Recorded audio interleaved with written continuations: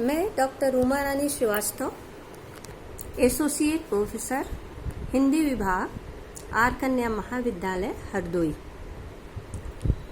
प्रेमचंद जी की प्रसिद्ध कहानी कफन के बारे में चर्चा करेंगे।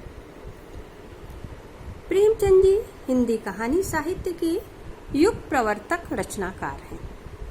आपने उपन्यास और कहानी जैसी सामान्य विधा को जिंदगी के जागृत यथार्थ तथा समाज की अहम समस्याओं से जोड़कर एक सम्मानित और सार्थक रूप प्रदान किया। आपका जन्म 31 जुलाई सन 1880 में वाराणसी जिले के लमही नामक ग्राम में हुआ। आपका बचपन का नाम धनपत राय था। आपकी प्रारंभिक शिक्षा उर्दू में हुई है। आपने उर्दू में ही कहानी लिखना प्रारंभ किया। आपका पहला उर्दू कहानी संग्रह सोजे वतन नाम से 1908 में प्रकाशित हुआ। राष्ट्रीय भावनाओं से ओतप्रोत होने के कारण अंग्रेजी सरकार द्वारा इसे जब्त कर लिया गया।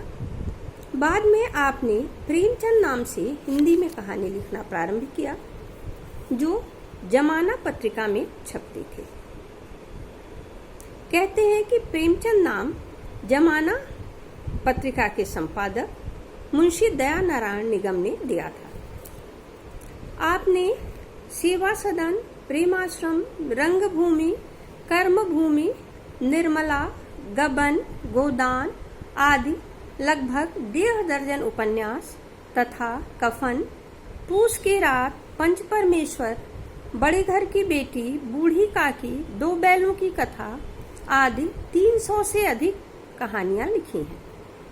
इन सभी कहानियों को मानसरोवर नाम से 8 भागों में सरस्वती प्रेस इलाहाबाद से प्रकाशित किया गया है। कफन आपके कला चेतना की परिवर्तनकारी एवं उत्कृष्ट उपलब्धि है। इस कहानी ने हिंदी कथा साहित्य में युगांतर स्थापित करते हुए शुद्ध यथार्थवादी चेतना को स्थापित किया।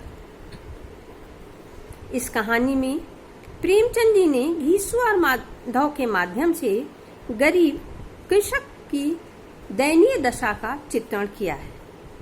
यह कहानी उस सामाजिक व्यवस्था पर करारा व्यंग करती है जो मनुष्य के जिंदा रहने पर उसका शोषण करती है और मर जाने पर गलत नैतिकतावादी दृष्टि से कफन और अंतिम संस्कार के लिए दान देती है। यह व्यंग ही इस कहानी की जीवनी शक्ति है। यह एक आर्थिक चेतना से संपन्न कहानी है। आर्थिक विषमता किस प्रकार से हमारे जीवन के नैतिक और रागात्मक संबंधों को विघटित कर रहा है, यह कहानी इस सत्य को अनावृत करती है। इस कहानी में घीसू, माधव और माधव की बुधिया पत्नी 3 पात्र हैं। यह कहानी बदलते हुए या यूं कहिए विघटित होते हुए मानव संबंध, दरकते हुए जीवन मूल्य और बिखरते हुए आदर्शों की त्रासदी है। इसलिए केवल एक कहानी न होकर एक एहसास है। इस कहानी से ही यथार्थवादी कहानी परंपरा की एक सार्थक और पैनी शुरुआत हुई है। इस कहानी की शुरुआत होती है कि घीसू और माधव, पिता और पुत्र, दोनों कई दिनों से भूखे हैं और कहीं से आलू चुरा कर लाते हैं। अपनी झोपड़ी के बाहर अलाव जलाकर उसमें आलू भून रहे हैं।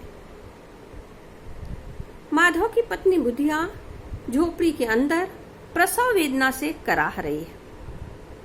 पिता पुत्र में से दोनों उठकर उसे देखने नहीं जाते, क्योंकि उन्हें डर है कि एक जाएगा तो दूसरा सारे आलूओं को खा जाएगा। प्रेमचंद जी ने बुधिया के प्रसव वेदना के सापेक्ष घीसू और माधव की भूख की ज्वाला को उभारा है, जो अत्यंत स्वाभाविक रूप में अभिव्यक्त हुआ है। दोनों आलू खाकर वहीं सो जाते हैं और झोपड़ी के अंदर बुधिया प्रसव वेदना से कराहती हुई मर जाती है। सुबह उठकर दोनों देखते हैं कि वह मरी हुई है, तो उसके कफन के लिए पैसा एकत्र करने की सोचते हैं। पैसा एकत्र करने के लिए वो गांव के जमींदार के पास जाते हैं।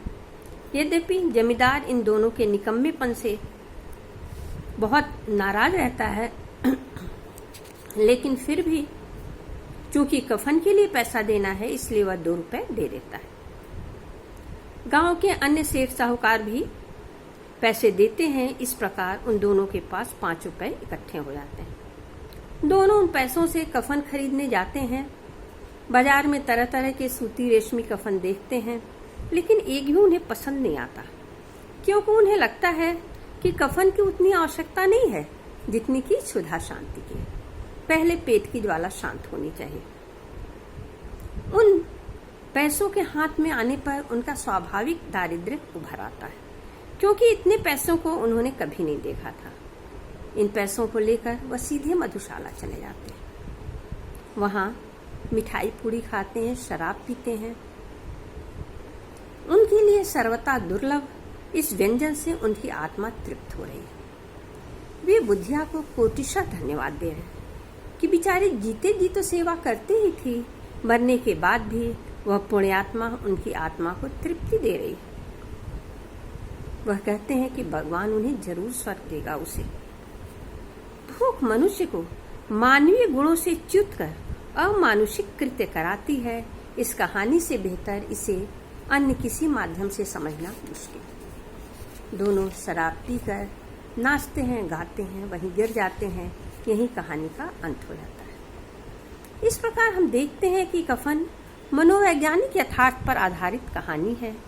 इसमें प्रेमचंद जी ने समकालीन समाज के कटु यथार्थ की सच्ची अनुभूति की अभिव्यक्ति की है।